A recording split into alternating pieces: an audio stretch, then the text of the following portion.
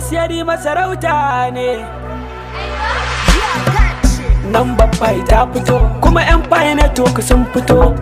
Baiki na da ya fashe, da na fasa fayi zan sai gida in sai mota. Da na fasa fayi zan aure ya game mota. Ah, baby ki ce kin fito kenan. Baby ka iso? To sanne da isowa.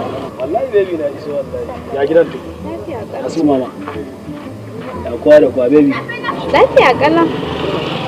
To lafiyar su kala. Yanzu ya akai naji kina ta kira na baby a waya. Akai ne to. Let's go. Wallahi baby abin nan dai da aka saba. Ai baby ki kwantar da hankalinki na ce miki.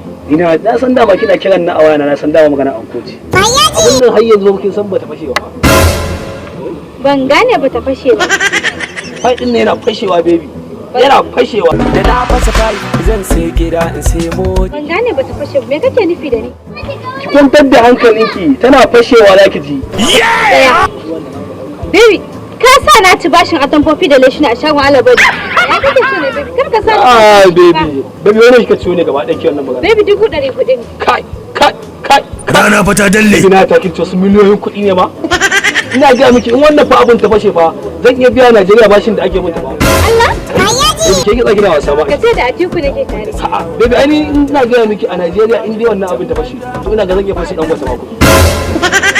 Zan iya fashe dan wata. Ka sai da dinga tsara mota. Kaga ai ba mota zaki hawo ba jirgi zaki hawo.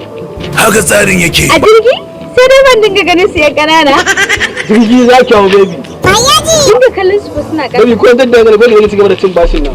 Ba wani abu bane ki dinga ci gaba da cin. Rana fa ta dalle. To shikenan gina yanzu nawa ne zai ishe ki? To ko kaman 1 million ma haka. Baby ki aishi miliyan 2 kawai. Ga musu ƙarshen watan nan tana fashewa na da jini.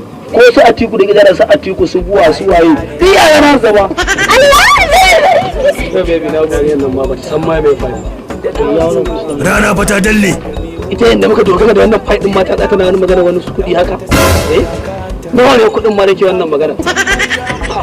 Gaba ɗaya bashi bai wuce miliyan 2,200 wai 200 ta ciwo. Ni da na kan sai da fight din nan yanzu in ta fashe zan iya samun sama da biliyoyin kudi a Najeriya. Wanda su Atiku ma sun biya a baya. Ina ga gaba ɗaya ma ne ma take ta ɓata rai na ta tana so kudin mahaifa ta.